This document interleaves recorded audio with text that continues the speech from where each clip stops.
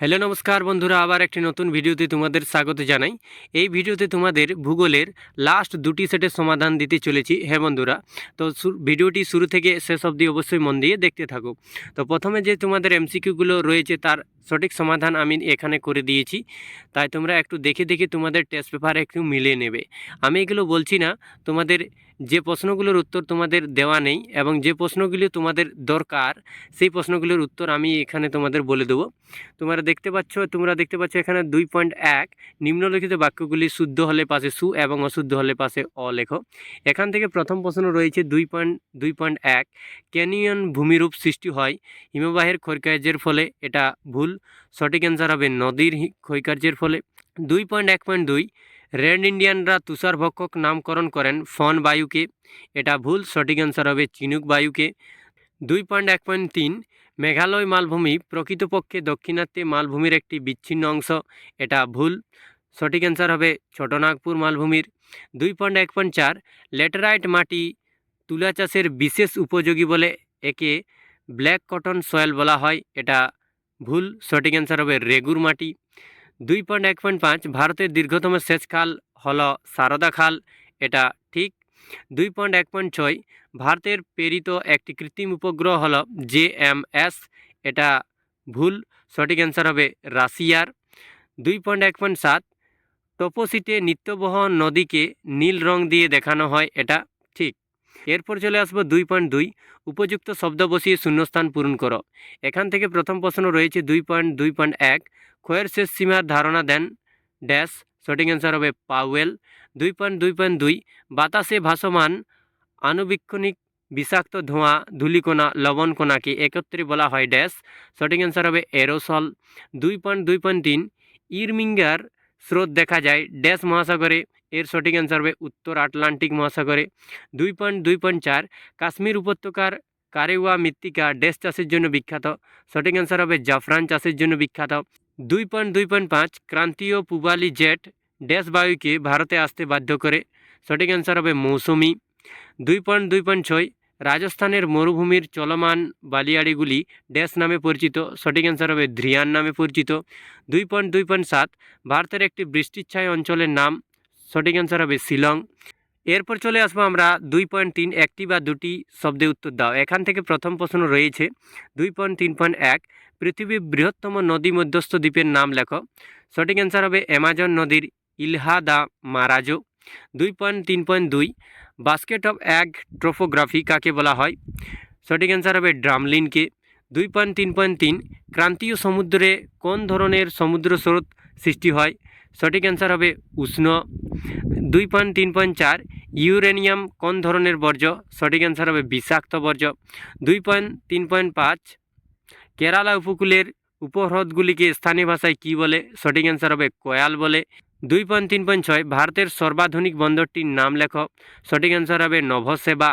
2.3.7 অতি উচ্চ তাপমাত্রায় অক্সিজেনের উপস্থিতিতে বর্জ্য পদার্থের নিয়ন্ত্রিত দহনকে কী বলে। ইনসিনারেশন বা ভস্মীকরণ। 2.3.8 ভারতের কোন রাজ্যে বৃষ্টির জল সংরক্ষণে সর্বাধিক অগ্রণী। সঠিক অ্যান্সার হবে তামিলনাড়ু। এরপর চলে আসবো আমরা 2.4 বাম দিকের সঙ্গে ডান দিক মেলাও। এখান থেকে প্রথম প্রশ্ন রয়েছে 2.4.1 CFC, এর সঠিক অ্যান্সার হবে option 4 green house gas. 2.4.2 Blizzard, এর সঠিক অ্যান্সার হবে অপশন 1 মেরু ও উপমেরু অঞ্চল। 2.4.3 লাক্ষাদ্বীপের রাজধানী, এর সঠিক অ্যান্সার হবে অপশন 2 কাভারাত্তি।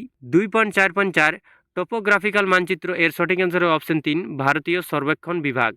এরপর চলে আসবো আমাদের পরবর্তী সেট, আমাদের পেজ নাম্বার 1015।